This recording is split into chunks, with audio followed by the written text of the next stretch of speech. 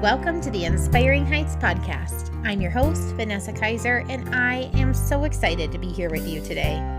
Inspiring Heights exists to walk alongside you as we learn to create healthy rhythms, flourish in our faith, and be inspired where our feet are.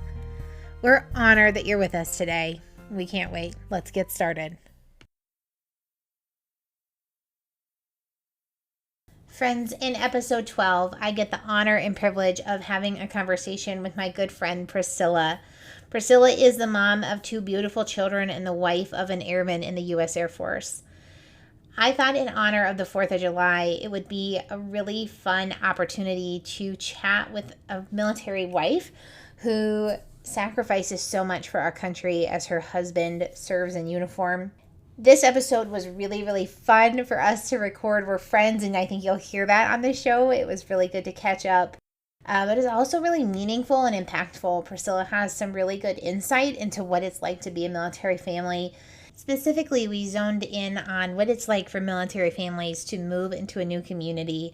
And we talked about how, as civilians, we can welcome military families with open arms and support them in their journey as they serve our country. So with that, I hope you enjoy this show as much as I did. Here is my conversation with Priscilla. Well, welcome to the show. I'm so excited that you're here. Thank you. Yes, I'm so excited. I like to start by telling our listeners how we know each other. I remember the first day that you came to work at Bethany. I would love for you to tell your recollection of that day. Of the first day? Well, I joined because I have always had it in my heart that I wanted to give back and join a nonprofit. So at some point in my career, I knew that that is where I wanted to be. I could never get Cagney's name right. It just is never a name that I had never heard before. And so I had to write it on my hand, actually, on the first day. I had to write it on my hand because I could not remember her name. And so finally she said, you can call me Cags for short. And that helped me immensely. So I met her. I think it was just kind of a whirlwind of just trying to adapt to what you guys were doing, how it was being done, the processes and procedures that were implemented at that time, and kind of just going through the motions of learning everything and learning the ropes of nonprofit. Yeah, that's what I think I remember, unless you're thinking of something specific that you may remind me of. I remember that I set off the you set off an alarm. You set off an alarm. Now, okay, that's right. That's right. The whole fire department showed up.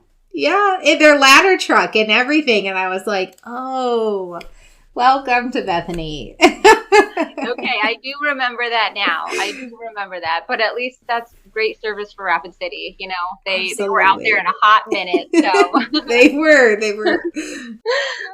We worked together for, 3 years? Almost. Yeah. Time flies, but that was great. When I think back of that adoption journey, really helped me out in life. I feel like I really grew from that experience. Yeah. It was that was a fun time. We had a really great team, and remember we were always planning your wedding? Like even 3 years before you ever even met Ben, we were already planning your wedding, I remember. Oh, legitimately. Your winter wedding with you wanted a fur jacket, and I just remember that on your parents' farm or something. Yeah. And I didn't have a fur jacket. It was jean jacket, but I legit had a winter wedding on my parents' farm with a jean jacket. It was perfect. I missed out on some of the best things, I'm telling you. And I that was definitely something that stood out, is missing out on your wedding, Vanessa. Because we had just talked about it years in advance, and Ben didn't even know about it yet, but it was thought of and prayed over for sure. Yes. Oh my gosh, I love it. So you have some experience with being a military wife, and I have such a special place in my heart for you and your family and all of the military personnel and also their spouses and their families. And I got the privilege of just getting to see firsthand when I got to work alongside you what that was like. And it's a huge sacrifice. And I think altogether too often we can forget that. We can forget the sacrifice that our military men and women make, but also their families as well. And so I just want you to tell us what it's like to be a military wife and to have kids whose dad is in the military, and what's the best thing? What's the hardest thing? What do you want people to know about it? Yeah, well, thank you for that. So the life of being a military spouse is not glamorous at all. So I've definitely seen it take its toll on many, many marriages. So at this point, Matt has been in the military for about 14 years. So crash that threshold together. And we've seen a lot. We've definitely had some highs and lows during those 14 years of, being separated for very long periods of times, and what that does to a marriage, and being by yourself, being forced to be overly independent at times. And I think just dealing with the challenges of the military, and what that entails of just off shifts and the schedules and the craziness that goes with it. I truly do believe that the military is not for everybody, and not everybody is designed for the military, because again, I have seen a lot in the 14 years of very close friends of just not being able to do it, or, their marriage being under attack during different times. And, the devil comes for you, and in any type of way, whether you're together or apart, he comes for us all. And it's in, those positions when you're doing great, but it's also in those positions when you're very vulnerable as well. And so I've been able to see that, and it's hard to sometimes go through some of these seasons. Sometimes you wish those seasons would speed up. Sometimes you wish they would slow down. But ultimately, through each season, for me personally, I feel like I like myself a little bit better on the other side of it. Sometimes it's really hard to go through them and to actually seek out what is God trying to teach me during this season and during this time. Yeah. But after coming out of it, you can really look back and kind of just see wow, God just got me through that situation. And I didn't see it at that time. But now when a few months goes by or a year, you're able to really see that God was right there protecting you all along from something else, or anytime, I get a denial for something, or we're not going here, we're not going there, whatever. I try to always look at it as that God's just saying no because he doesn't want us there for a specific reason. Like our job, our mission is not done here. Our mission is not there. Maybe it is, in a year or two, maybe it's never going to be there. But I try not to ever question God anymore. And I think specifically for me, after this time period of just being in this life and doing this life with Matt, I think I've really grown to learn not to question God nowhere near as much as I used to. Take it from me, I was always questioning everything. Just a mess sometimes, of why doesn't he want me to have this position, or why doesn't God want us to move, or why are we here longer than these people here, or why do we have to go there, or why does God need you again, why does God need to use you and take you away again, or what challenges does this face for my child, after you leave, Yeah. And I think just taking a moment in those times and being okay, God, I don't get it and I don't understand it, but that's okay because there's no way I'm thinking like you. But just help me in my rationality in my brain to be able to understand your concepts of what you have in life for me is going to be far better than what I want or what I even think is obtainable in my life, So that's definitely something that I've been able to take away 14 years later. Definitely didn't show up there. Definitely have a lot of growing, hopefully continuous spiritual growing. But that's where I'm at right now. Doesn't mean next week that I won't call crying, being oh, I'm going somewhere else. I'm going to Montana in a week. Or you would like that. But, I would love that. I try not to question it as much. And when things are a no for me, I'm just okay, a no doesn't mean bad. It could be that he was saving me from this, or this, or God wants us in these specific states for our life to touch these individuals. And then when those individuals are touched and when we've been able to come as a blessing for these people, it'll be time to go to a next mission. Back to your original question of just How do we make it work? Just by being tolerant, being flexible. And I use that word probably on everything because it's like one of my favorite words. Flexible meaning life is legit not going to go as planned in the military. I can have plan A through L, and M is the plan. That's going to be for us. Whenever I think I have something together in the military, they will tell me no like a million times, over and over again. And I can either get frustrated over it every single time because I think my plan is better, or maybe it is better and more efficient, but it's not what's going to happen. But it's just the key to life, I think, is just being flexible and just going with the flow. I can have my heart set on things all day long, but sometimes that's just not reality for us. And we have to be able to adapt to different things. We got to be able to adapt to different lifestyles, to different cultures, to different states, to different countries, to different situations, to people of walks from all over, all different types of life. I dealt with people with PTSD, dealt with people that have taken their life over it, being in the military. I've watched spouses bury their husbands. I have watched countless and countless of marriages fall apart. I've just kind of seen it all. It's not to say that there's not some amazing parts of being in the military, because being a part of this lifestyle as well has definitely got its rewards as well. The people that you get to meet, that alone, just being an extrovert, being able to meet different people and immerse yourself into their cultures and their states and what gets them hype about different things, really does do it for me. Just people are crazy, but I love their stories. I love getting to know people. I love getting to know what makes them tick. What are they good at? I just love learning about different individuals, because you don't ever know what that individual has in store for you as well, and what they can do for you.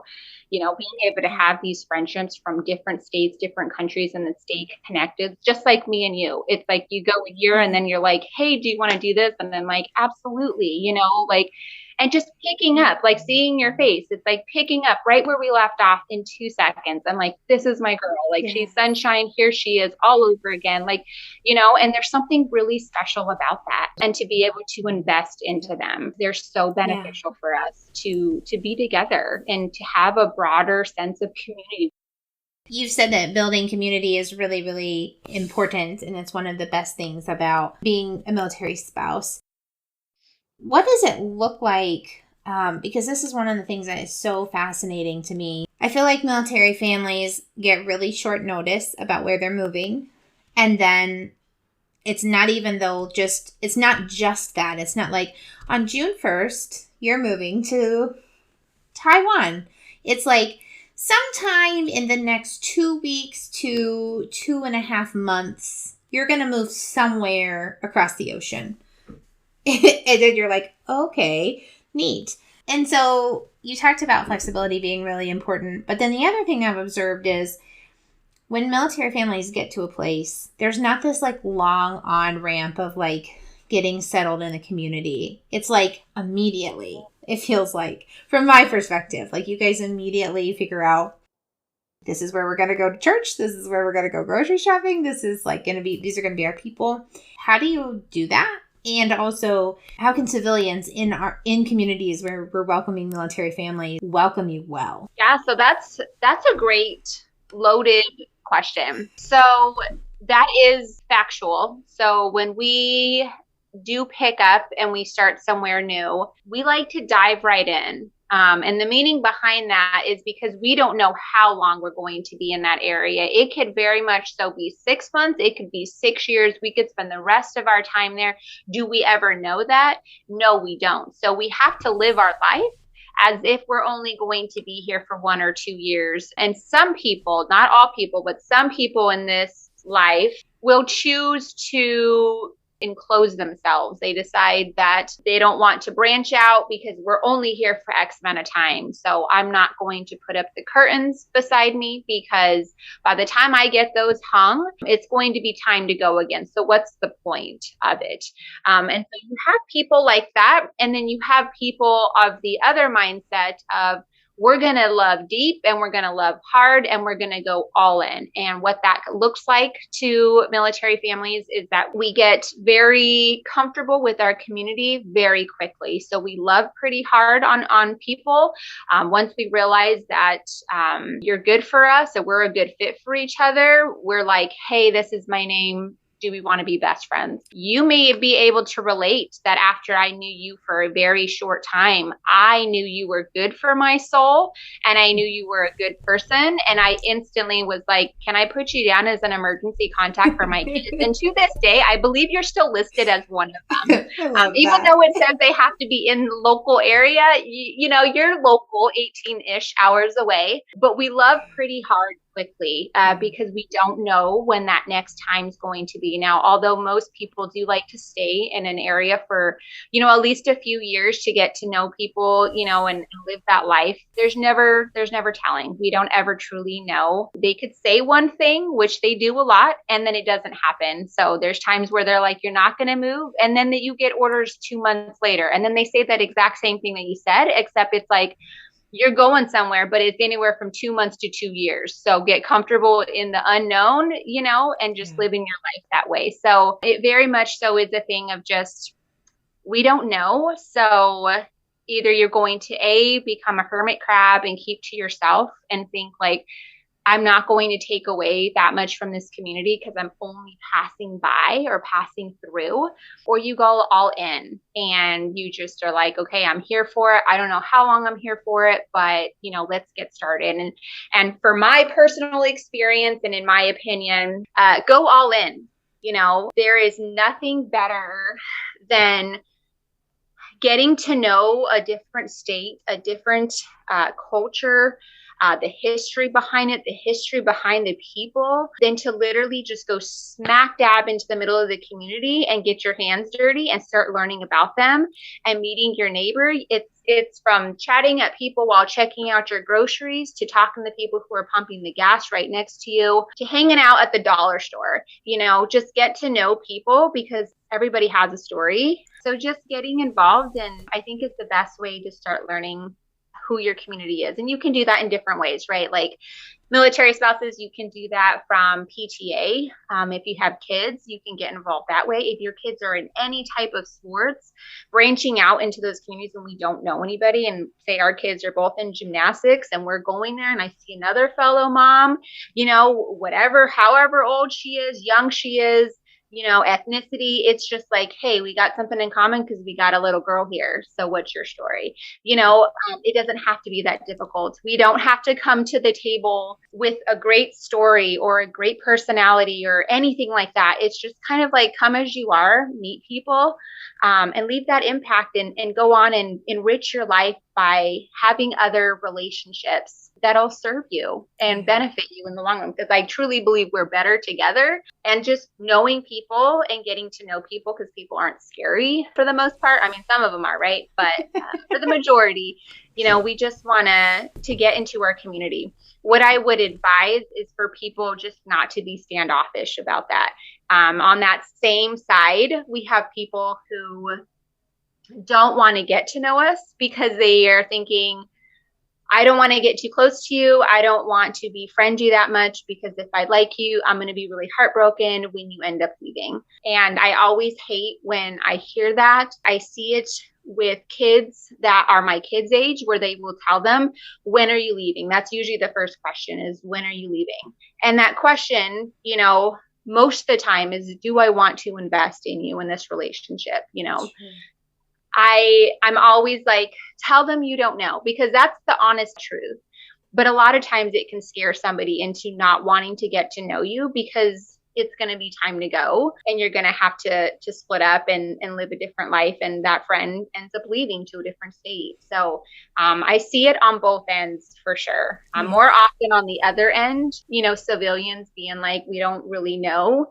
But I'll tell you, we're one of the most reliable types of Yes, you are. community out there, because we will come to your rescue. We will problem solve with you.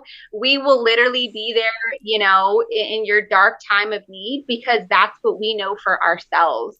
Yeah. And we know what it's like to go through something tragic. We know what it's like to live alone. We know what it's like to not be surrounded by family of aunts and uncles and grandmas and parents. We know what it's like to deal with that as well. We're here to go through the hard times in life, not just the good ones, but, the lives of, people passing in your life, or marriages and getting married and having children. Like, we're here for it too. And we love big. We come in, like a bomb, but I promise you it's for a reason. I love that. It's so interesting. I've heard people say that before too, about not wanting to invest in military families because we don't know how long they're going to be here. And it literally just breaks my heart because some of my favorite people are in the military, and I've seen it, right? Matt was deployed when you were here. We have another friend whose husband was deployed when their family was here, and then young kids, and you're single mom in it, in a place that you're not super familiar with, right? And so it's like, yeah, it kills me when that happens. I'm like, wait, that's not the right approach. And it's great to think like that. It's great for other people to see that, because not everybody thinks like you. That's the reality of it, is that not everybody has that same mindset when approaching military people. But if people just invested more and just got to know them a little bit about them, like, they will find that for the majority military people, we love quick, we love big.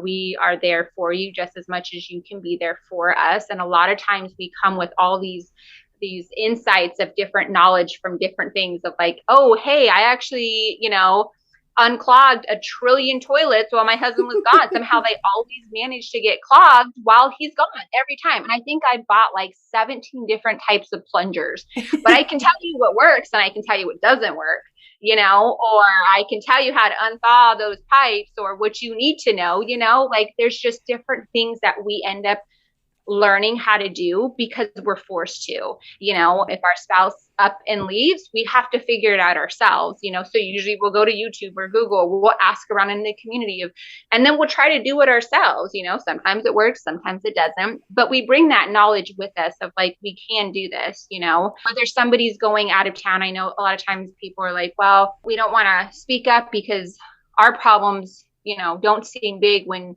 we know what you're going through with that. And it's like, please don't think like that. Please have the mindset of like, your problems are important to me as well. And I want to be able to help you through those. I want to do life with you. No matter what you think your problem is, big or small, no matter what, we're here for each other. And that's how relationships grow, is helping each other through hard stuff. It's easy to be friends with people when things are going good and marriages are going great and kids are doing good. But what about when someone gets cancer? What about when somebody gets a death sentence? What if, somebody's husband gets discharge or DUIs or this or that? What are you going to do then? So we're here for that, the good and the bad. And it, like I said before, life is better together. So the more people in your corner, in your circle, the better I feel like life is enjoyable and better. Oh, yeah, for sure. Where would you say your favorite community is that you have lived? It doesn't have to be South Dakota, by the way. So I know how much you love the South.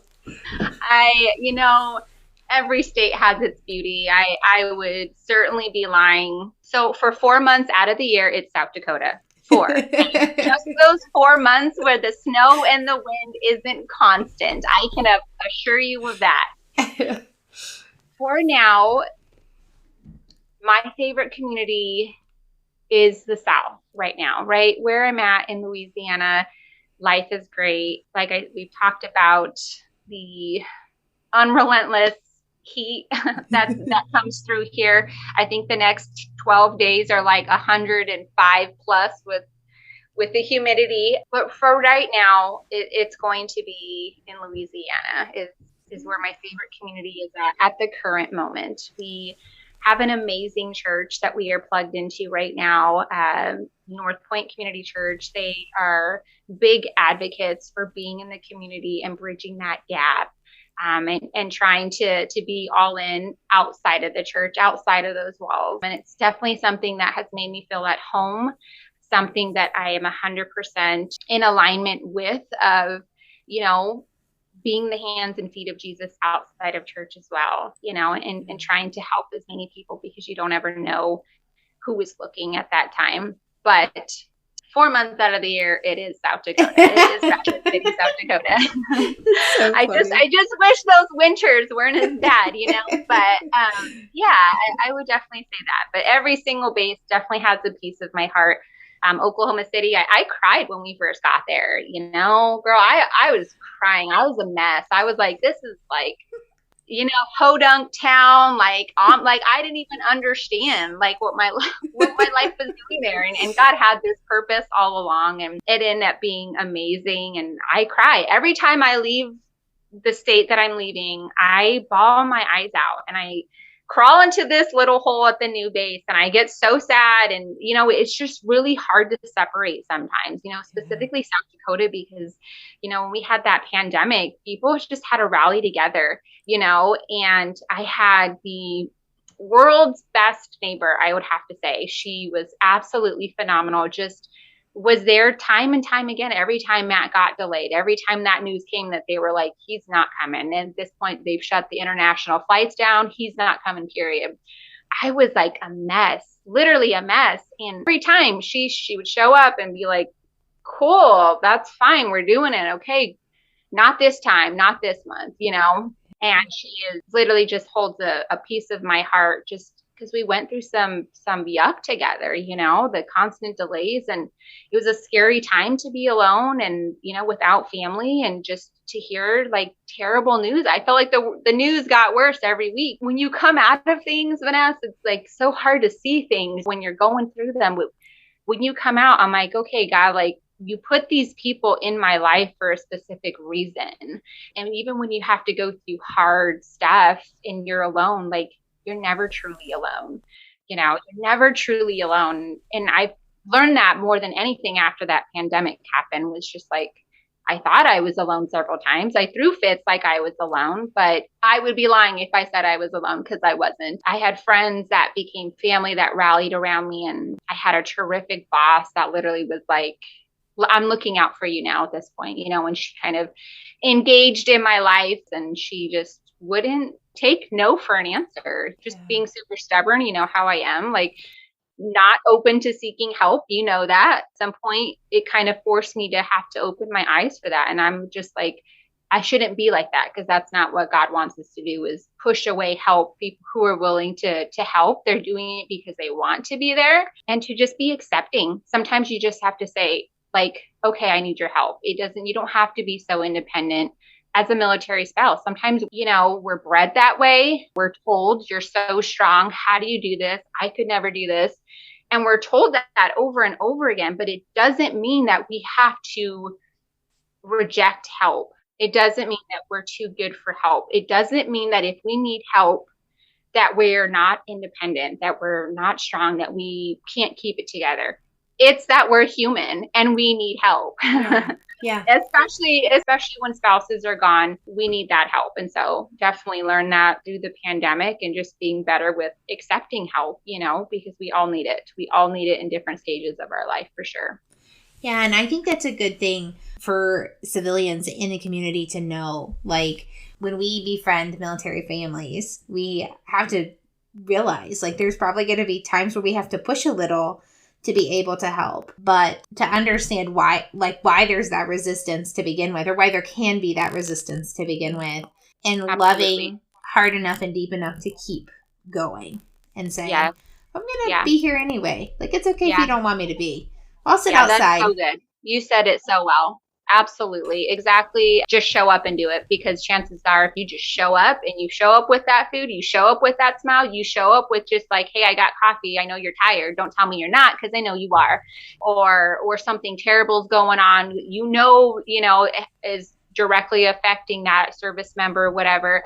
Just show up, because there's a lot of people who it's hard for them to accept the help for whatever reason that may be. I'm not speaking for all, but for those of us that it is hard for us to accept it. If you just show up, that's how it'll like just elevate our friendship that much more.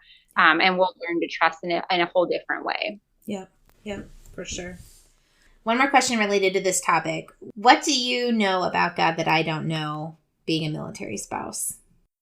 I know that every time that God takes my spouse away, whether that be 2 months, whether that be 10 months, anytime he takes them away, it is for a specific reason that is not up to me to figure out or to decide if it is appropriate, because he knows something that I don't, and he needs him at that specific time for whatever reason that is. So for me, it's going to be that when God takes him, it's for a reason, and that I don't need to fight it. Yeah. I mean, I don't have to like it, but I don't fight it. It comes with a lot more acceptance now of like, self-pity party for, I don't know, a few hours, maybe a few days, depending on how long it's going to be, a lot of preparation. And then we start praying over it. And we pray our way through it every time, like every single time, because there's some times in there where they get rough for sure. And I don't think they'll ever not be rough for spouses, but then throw in a pandemic or throw in something crazy, I had a friend pass away while he was gone. And that was really hard. That was really hard to go through life with that season of, feeling alone and just feeling that you had to do it by yourself. And on top of that, of having children, but I guess we're just not as alone as we think that we are when we're saying it, because there is always a higher power that is right there, waiting for us to lean on him. Most importantly is like, God really, really does show up in those moments if we look, And I think that's what I've learned during these moments for sure. Yeah. Oh, I love that. Thank you for sharing. Yeah. All right. So because we are Inspiring Heights, we always ask our guests what has been inspiring them recently. I have been following a lot of homesteaders and gardeners, and I have, found a passion inside of me that I am really attracted to that, and which is crazy because I was always this big city girl. And the longer I'm away, the more small town girl I start becoming, where I'm like, I don't ever want to live in a big city ever again, and it just seems like, every few years I just want to get smaller and smaller. And so now I'm been really inspired by seeing, people, no matter where they're at, whether they have 4 acres of land or whether, they're in a apartment in New York City, like different homesteaders from different backgrounds coming together and like planting and growing their vegetables and living life that way, canning. Oh my gosh, I have a canning kit in my Amazon cart right now.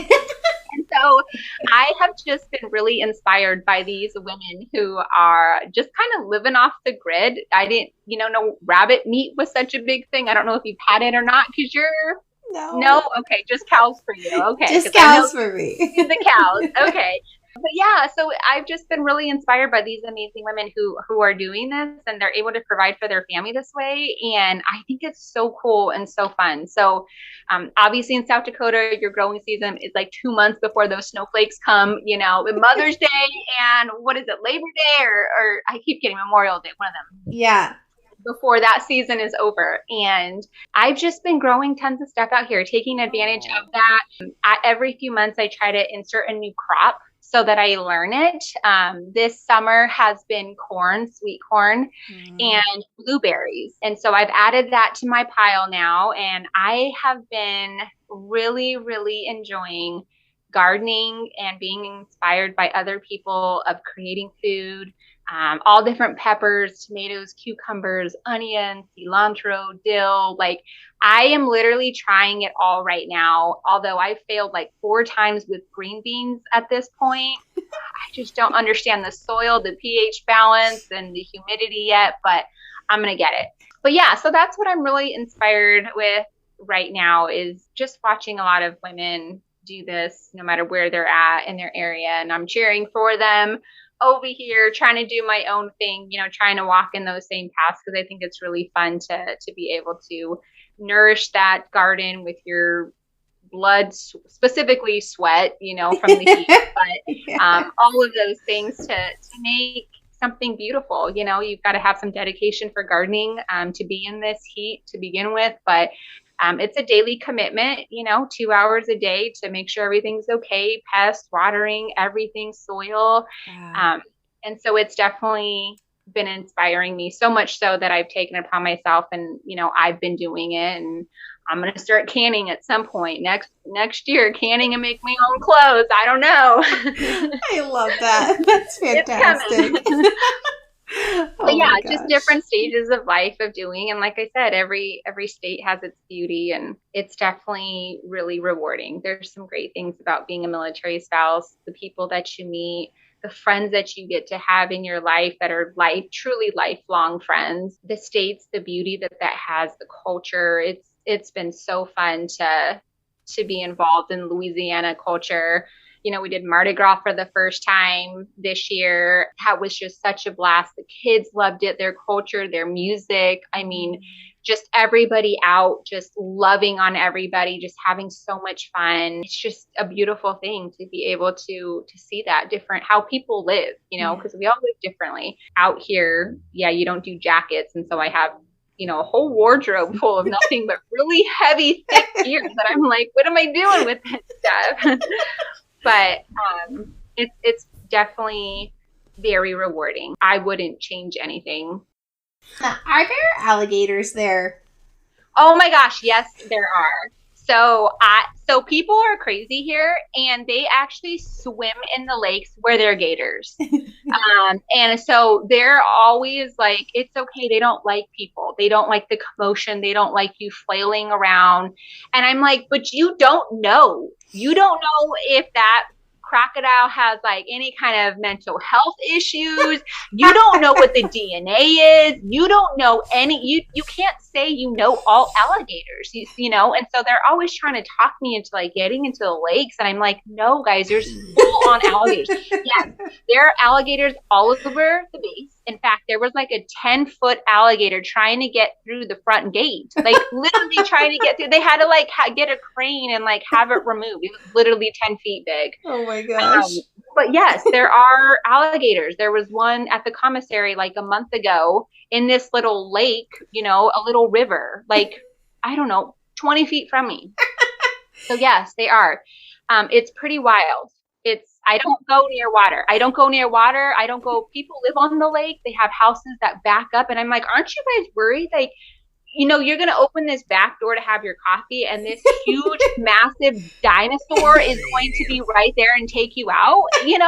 I don't understand. I can't rationalize with Louisianans yet in that aspect, and I don't think that'll ever change no matter how long I'm here. So we don't get near water. That's probably something that I really miss about South Dakota, is that we could get up in those lakes. We could fish and not fear, that a poisonous snake or a dinosaur was going to launch out of the water. So for sure, I am missing all things water related in South Dakota. What about bugs and snakes? Like, do you have to like spray certain things around your house? That doesn't do anything. That don't do anything. Those don't work on these. These things are like demons. So they do not work. The bugs start coming out in like February, and they die in like December. So you have like a 2-month window when there's no bugs outside.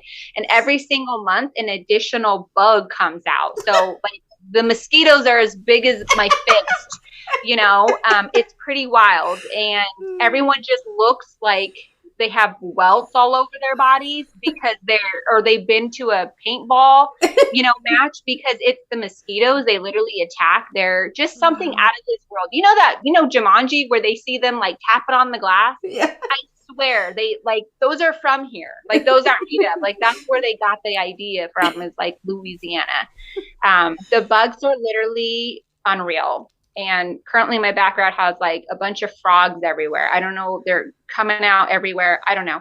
So it's crazy here. The bugs, the wasps. I never realized how many different types of wasps there are. We have red, yellow, blue, black, orange. These are the ones that we have out here, and they're literally like 2.5 inches big. So the red ants is something I've never seen. I've never been so fearful of any type of bug as it is the red ant here. So they will just eat you up, and their bites literally last for like 3 weeks. So it's definitely a transition with that. You like go out in like rain boots because you're just covered. The bugs are literally everywhere. So definitely a thing here.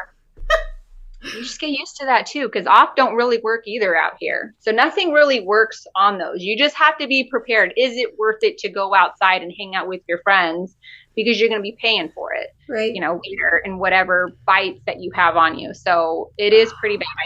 I have a bunch of plants though that are supposed to repel it: citronelle, lemon balm. So I do rosemary, lavender. So I do plant a bunch of those and have them on my patio. I don't know if they're doing any good. I also got a bug zapper. That thing broke after like the 4th wasp I hit. I think it malfunctioned. It was so big. I don't know, girl. It's just something else. So I'm just trying to acclimate, I don't know. Funny. I don't know if I will. Well, thank you so much for being here and sharing your heart. It was so fun.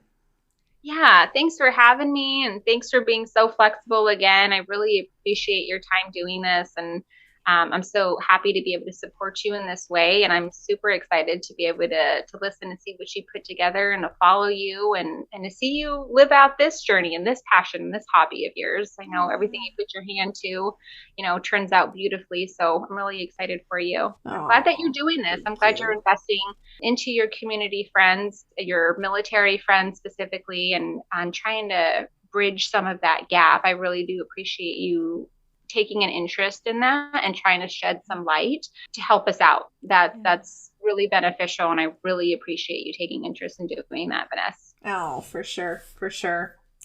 All right. Well, until next time, we'll see you soon. Next time. I'll see you later. Bye.